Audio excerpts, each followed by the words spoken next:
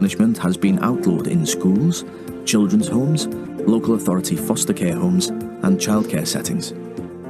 We are taking the next step on this journey by removing the defence of reasonable punishment. What the world thinks. The United Nations Convention on the Rights of the Child is the basis for our policy for children. It recognises that any physical punishment is incompatible with the human rights of children. More than 60 nations globally have taken steps to end the physical punishment of children. We are proud to join them.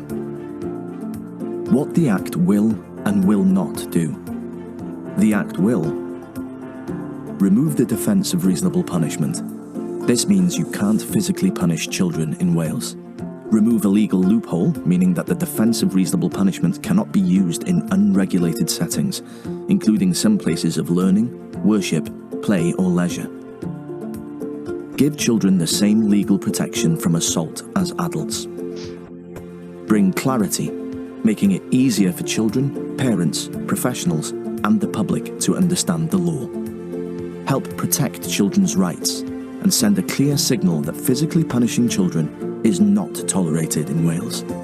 The Act will not create a new offence. It simply removes the defence of reasonable punishment. Will not stop parents disciplining their children. There is a big difference between discipline and physical punishment. Will not interfere with a parent's ability to parent. Parents can of course intervene physically, for example, to keep a child safe from harm, or help with day-to-day activities such as dressing or brushing their teeth. What happens next? The Act will come into force on the 21st of March 2022. Physical punishment of children will be illegal. Between now and then, there will be an awareness-raising campaign to inform the public about the change in law. This will include television, radio, and digital advertising. Welsh Government will ensure professionals who work with parents and children know about the change to the law. An expert stakeholder group will oversee the communications work. We will also work with organisations who will be involved in implementing the law change. The Strategic Implementation Group will oversee and make recommendations to ensure the practical and effective implementation of the legislation. More detailed work will be managed by 3 task and finish groups. Times have changed, attitudes have changed. There is no place for physical punishment in a modern Wales. For more information on ending physical punishment in Wales, visit gov.wales/end physical punishment. For positive parenting tips and information, visit Parenting, Give It Time. Thank you, Heather.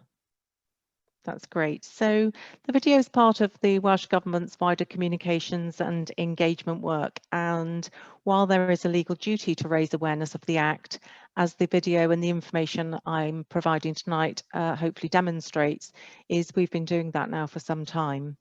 So why has Welsh Government taken communications and engagement so seriously? Well, in essence, as Beth and Sonia have already explained, the evidence is clear.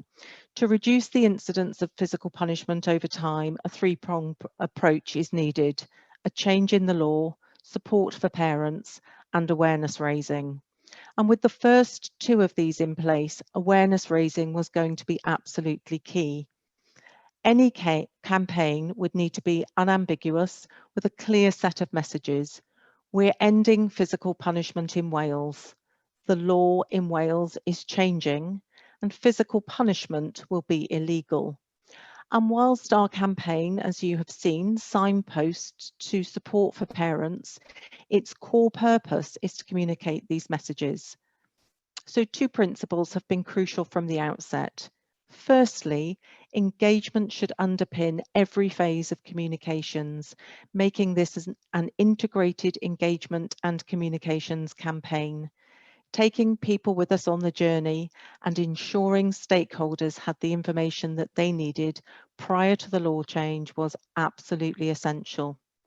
Secondly, the campaign would be inclusive, ensuring engagement with communities where there may be barriers to communication. So we developed an integrated engagement and communication strategy with 5 distinct phases. Firstly, there was the lead up to the bill introduction itself, which included a consultation, establishing an expert stakeholder group to oversee communications, and they continue to work with us, and preparing resources with a media event. The bill process from introduction to royal assent was phase 2, and that focused on press activity linked to bill milestones, as well as stakeholder engagement, social media and public relations. And the first version of the video explainer that you've just seen was produced, and it's been an invaluable resource. Phase 3 was engagement and campaign preparation, which would take us from royal assent to the public campaign launch. And this phase was significantly impacted by the coronavirus pandemic. We had to rethink our approach completely, with us focusing much more on further engagement with specific audiences and organisations, including those that work with children and families. So engage, engage, engage was our mantra. And let me give you a flavour of some of the work undertaken during this phase. So in any campaign, words matter, language matters, and tone of voice matters. So we undertook in-depth engagement with key audiences, listening to their concerns and ideas to shape specific PR, communications and engagement activity. Our engagement programme has delivered 73 virtual presentations to 173 organisations, resulting in invaluable insight and a network. In addition, we engage with many community organisation representatives, published a monthly stakeholder newsletter, and placed articles in sector publications to reach professional audiences, including education, health, and children's services. And we've started developing a children and young people's communication strategy, consulting with experts in the field about how to ensure children are aware of the change in the law, but in a sensitive and appropriate manner. Our campaign preparation has focused on creative development, campaign resources, and research and intelligence. And we used the interruption caused by the pandemic to produce 2 adverts, one to take us up to the change in law, The Sound of Change, which you'll see shortly, and one for use once the law has changed, which is called Not Here. We tested these concepts with focus groups before and during the pandemic to ensure that that didn't change the results. Alongside TV adverts, radio adverts were also prepared, along with a suite of artwork for other types of advertising, including digital. And a range of campaign resources have been produced, from web copy and a campaign leaflet to information fact sheets for parents and professionals, including those acting in loco parentis. We've produced videos with the Children's Third Sector, including UNICEF, our Children's Commissioner and the NSPCC, for use on social media to support the themes of the Act. And we've developed a bank of parent-led and professional case studies to support media activity. Research and intelligence have been a crucial part of tracking awareness levels of the legislation. And for this, we use a range of mechanisms, including surveys and social listening. The current phase is the public awareness campaign, which includes bursts of activity taking us up to commencement. It started 9 months ahead of the law coming into force, with targeted digital advertising for those who had lower awareness levels of the legislation. And our digital campaign has continued during the summer, along with an ending physical punishment advertising van that's visited many key tourism destinations across Wales. The van's designed to raise awareness of the law change with local residents, as well as visitors to Wales. Our summer activity centred on out-of-home advertising, including buses, service stations, washroom advertising and large screen advertising near supermarkets and in towns. At the 6 months to go point, we launched our nationwide advertising campaign with the Sound of Change TV and radio advert. There was press activity as well as a partner pack to encourage dissemination of campaign messaging on social media.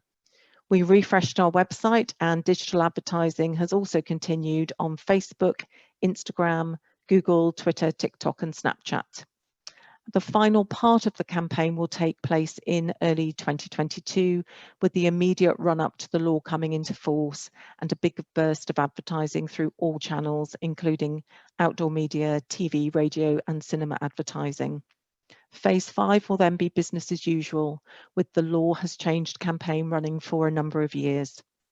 I hope this gives you a flavour of our communications and engagement work and demonstrates our commitment to raising awareness of this landmark legislation. Please follow our journey over the next 4 months, the final countdown to ending physical punishment in Wales. I'd like to leave you with the sound of change. So diolch yn fawr iawn, thank you very much. Heather, over to you.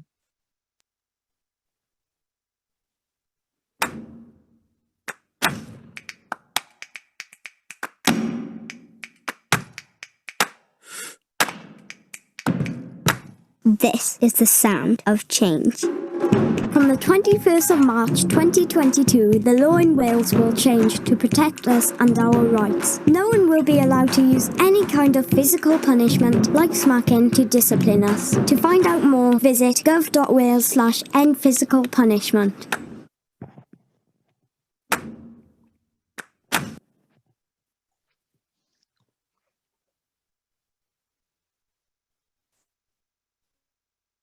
Thanks so much, Karen. I think you certainly brought to life the point that Bess raised earlier about the greater impact for children when we take a multifaceted approach, and public awareness campaigns are included alongside changes in law.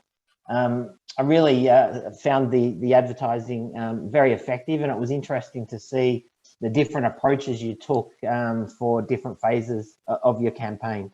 And interesting to see what's required in terms of the level of investment in research to understand how to best engage different audiences, as well as what the key messages that are needed to resonate and really have an impact and move hearts and minds. So thank you so much.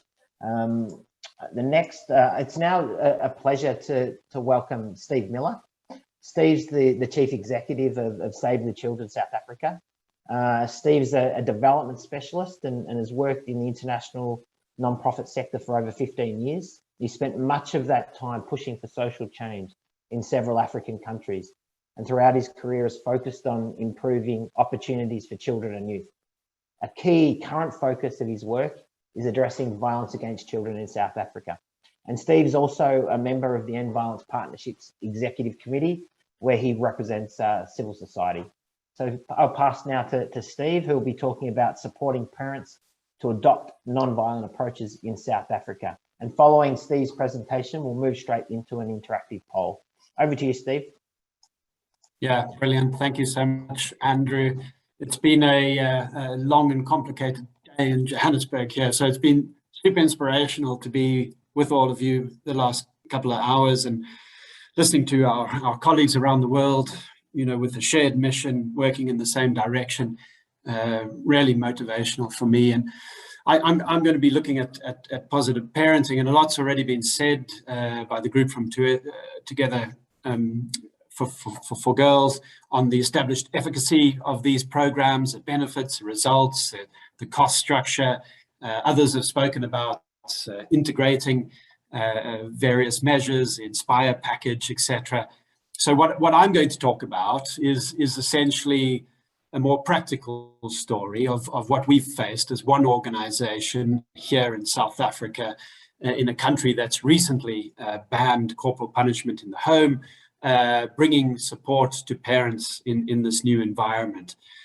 In South Africa, and a number of you have reflected on it in the chat as well, but corporal punishment, despite being banned here in all settings, is fairly normalized across the country.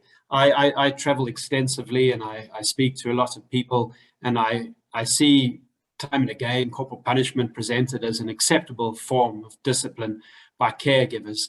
And we've all experienced it, the vast majority of us at least, growing up in South Africa, being punished physically at school and at home. very much a normalized experience. But what I also see when I travel the country is a real enthusiasm for positive parenting. Just this week, I was in Limpopo, which is in a province in the north, and I traveled to a very rural area and spent the day with a group of caregivers in a very brightly decorated early childhood development center. And one of the exercises we did just to get to know each other in the beginning was to speak about our hopes and dreams, firstly for ourselves as adults, and secondly for our children. And their young children were playing next door in the ECD center. And when these caregivers spoke about themselves, and they live very difficult lives, very precarious lives in poverty in that part of Limpopo, they spoke about jobs, what they wanted to become engineers, psychiatrists, and they spoke as well about the barriers that are in their way, lack of finance, low matric results, etc. But when they spoke about their children and their hopes and dreams for their children, they only talked about the positive attributes that they wanted their children to have later in life. They spoke about raising kind and caring children, empathetic children. Just across the board, this came out. And that's what we all want. That's what I want for my daughter as well. And we do that by using positive parenting techniques. It's a comprehensive approach that uses discipline to teach rather than punish. It helps children succeed and thrive in life. It's fair, loving, caring, and consistent. Provides warmth and structure. It's age appropriate.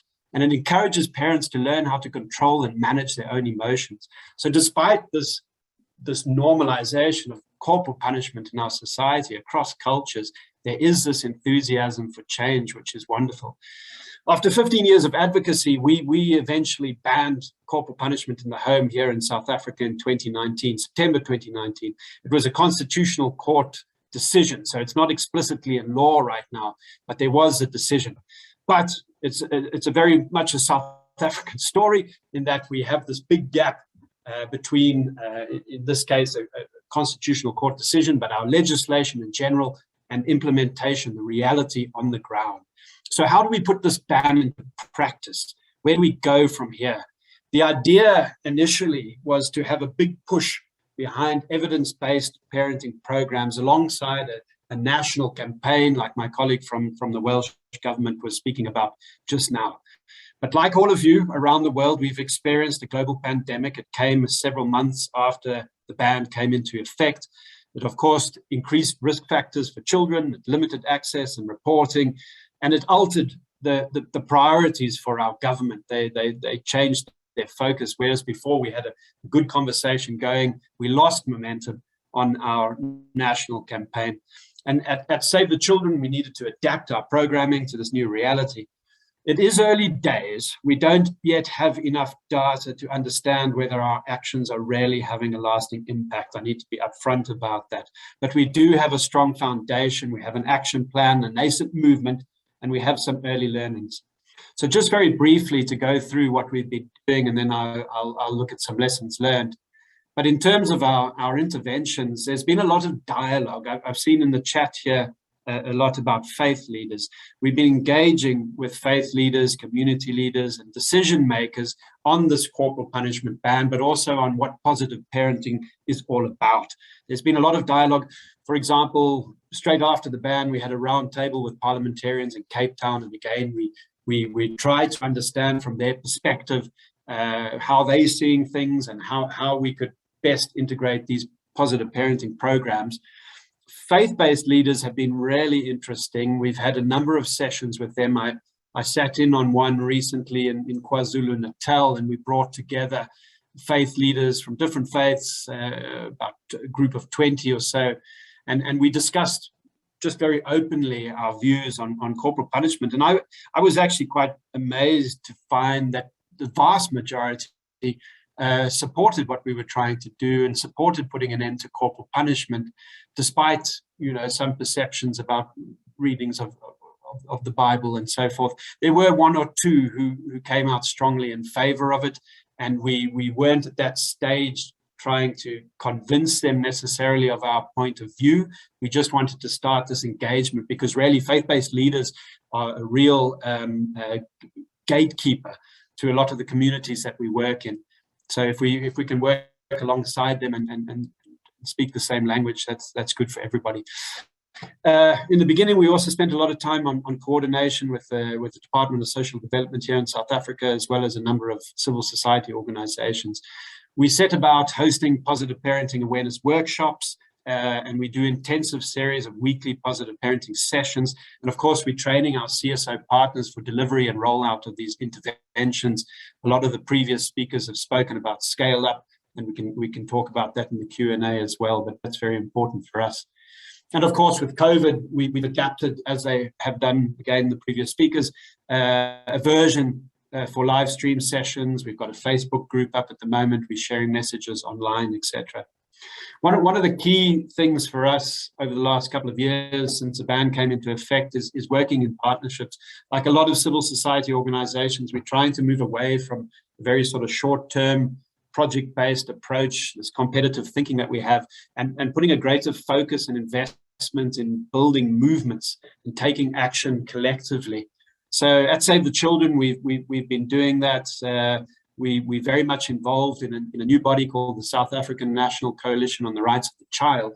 And if there's a silver lining from COVID, and there's not too many of them, but you know, we've been trying to do this, lots of us in civil society here, for a long time, to bring ourselves together in an effective coalition. And we were really focused by what happened with the global pandemic. And now we have over 130 organizations, the Constitution, the steering committee, the working groups, and we're starting to bring this positive parenting messages and so on into this group as well. So we have a much louder voice when we do joint submissions to the UNCRC or for amendments here for local bills. And finally, on media engagement, we've been doing a lot around media work, so on TV, op-eds, interviews, etc. We've been making a lot of use of this type of format, the webinars, to bring children together with decision makers and to have frank discussions around corporal punishment and positive parenting. And that's been very powerful.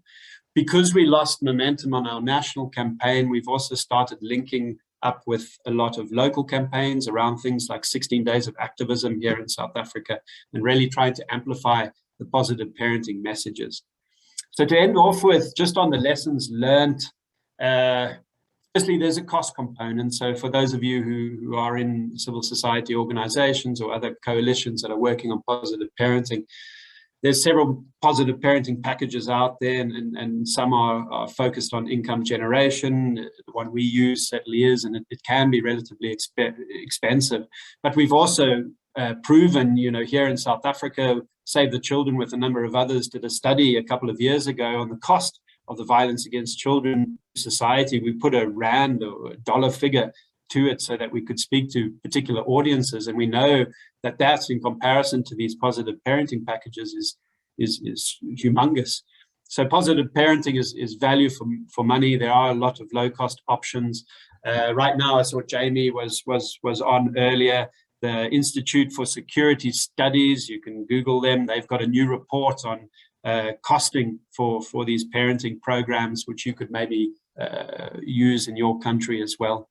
In terms of data, we've only done a few small research projects into our work so far, so really small samples, and I can't really you extrapolate this too much, but we have seen from the majority of caregivers that we're speaking to really positive changes post-intervention, improved parenting practices, lower rates of parental stress.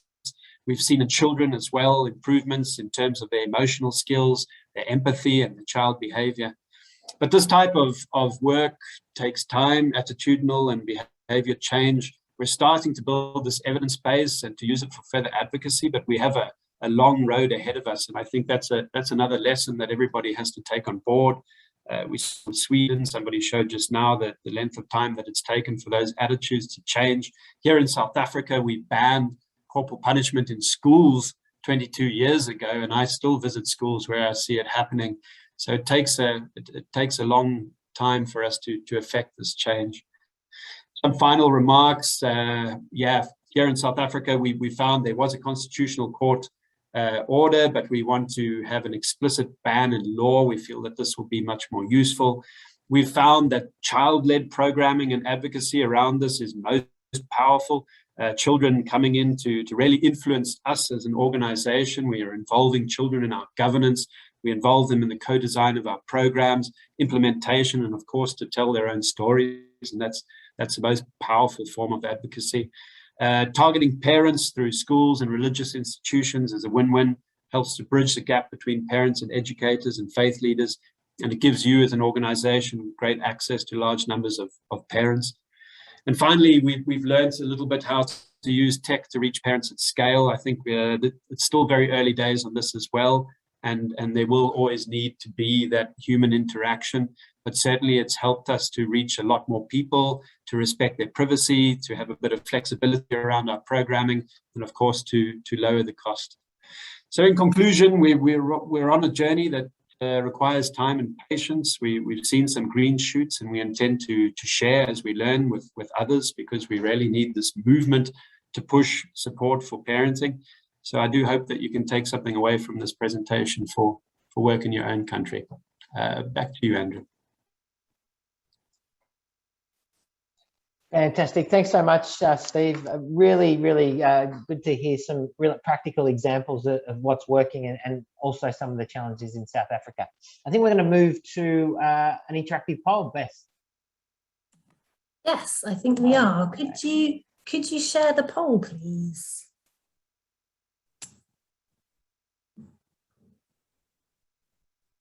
I think, is it coming? Don't know if maybe. Can people see the poll? I think she's launching it right now, Bess. Okay. Great.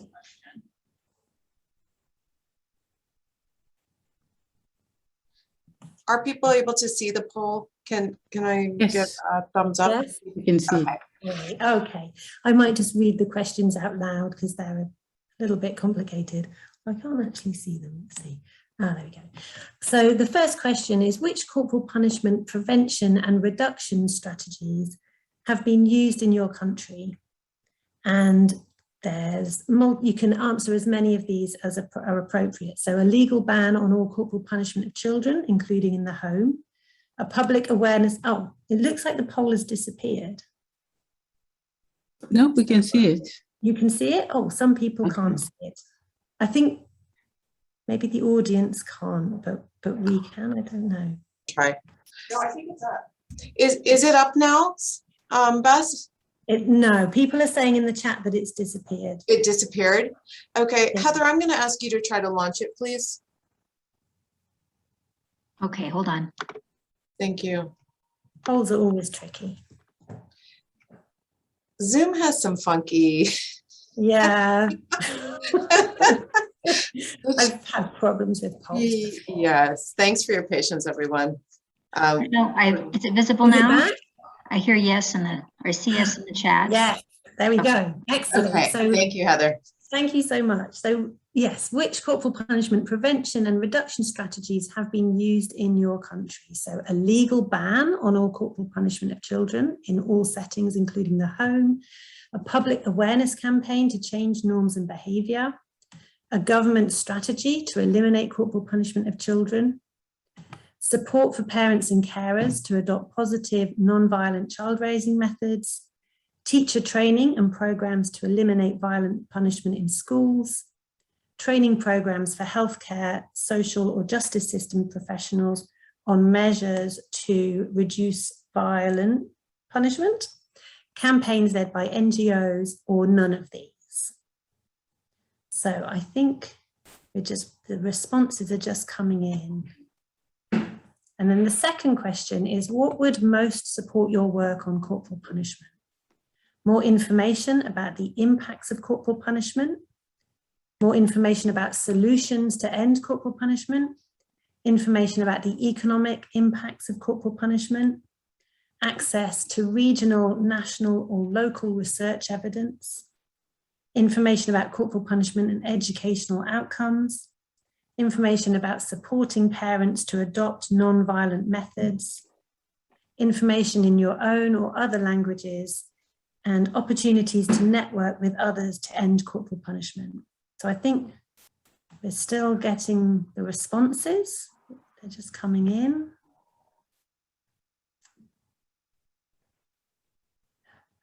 It's just gradually going up. That's great.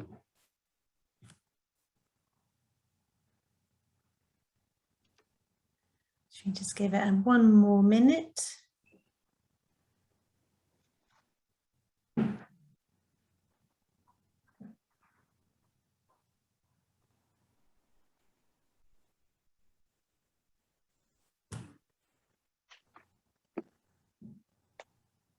Okay.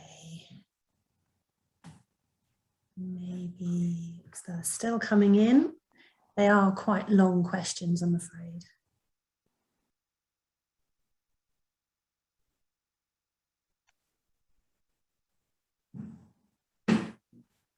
Okay.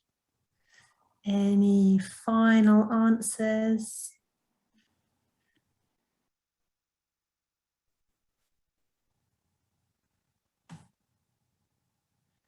Okay, maybe should we end the poll? Maybe that's okay. And then if we could share the results, excellent. So the strategies used most commonly are campaigns led by NGOs, and there's support for parents and carers to adopt positive non-violent child raising methods. And then we do have quite a high number of legal bans and government strategies to end corporal punishment. And then there's a couple of people where nothing has happened in their country. And then what would support your work on corporal punishment? So it looks like more information about solutions to end corporal punishment is the most popular answer, with information about impacts of corporal punishment, information to support parents, and opportunities to network with others to end corporal punishment. So that's really helpful. Thank you so much for responding to that. Okay, I think we can probably stop sharing the poll, and I'm going to hand over to Sonia just to see if there's any time for any final questions. We had planned to have questions, but well, we don't have enough time. So maybe I have one question which I can ask, and then we'll see if people want to answer. There is actually a question for Milena. I don't know if she has answered. Citizen security is a concept used mostly in Latin America. Can you please explain how it relates, or is it different from violence prevention in general, or does it mean the same? See, it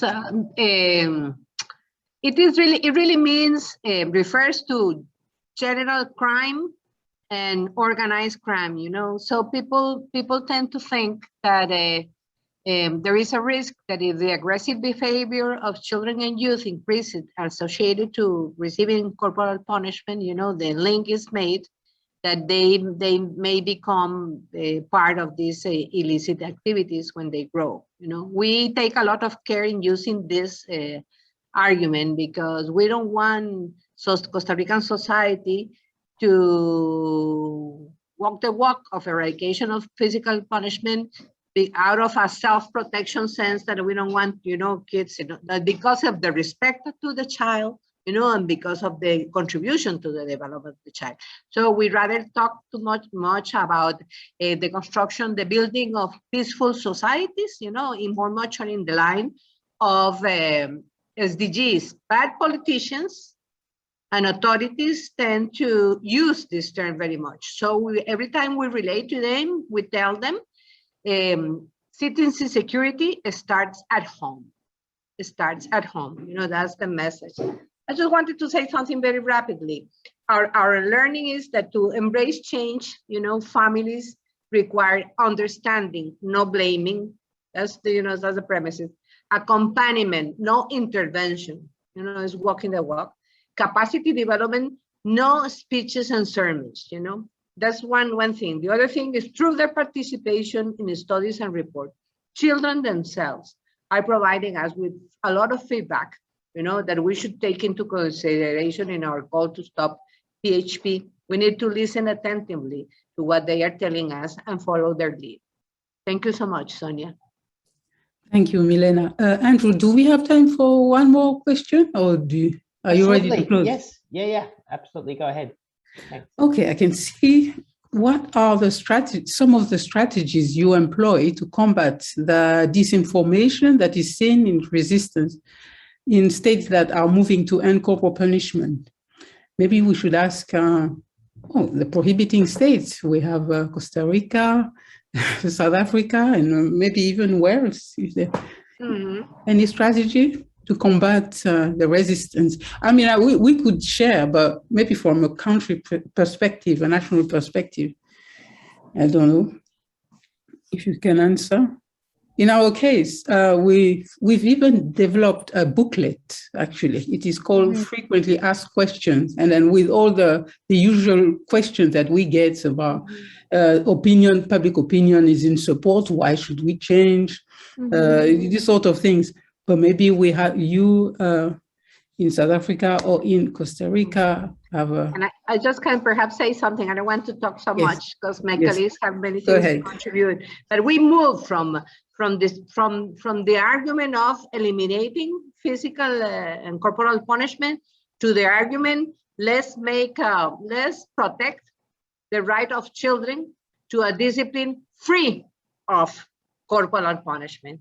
In that helped us approve the law and achieve agreements with the government for enacting and different sectors for enacting programs and policies, because people are afraid that this crusade that we have takes away their right to discipline, and that's not what we intend. We believe discipline is a right of the child in itself, and a duty of the parent, but it has to be a discipline free of corporal punishment. So when we change even the name of the law, our law is called the right of children to a discipline free of, even many of the barriers that we were facing with different groups came down. So that's a learning.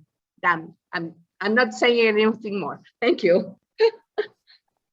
Thank you, Milena. Thank you. Andrew, you tell me, because I can see a hand. Someone has raised a hand, but I don't know. Yes, I think we have a few more minutes. So it would be great to hear from Wajahat. Okay. Raised his hand. It's Wajahat here. I'm from Pakistan. I'm a lawyer here, do practice and work for the protection of children's rights. We have a legislation here in Pakistan that prohibit corporal punishment. We have 4 promises here, and some promises has enacted legislation for prevention of the corporal punishment. At the national level, the legislation is under process. They drafted the bill, but still it has to be passed by the parliament.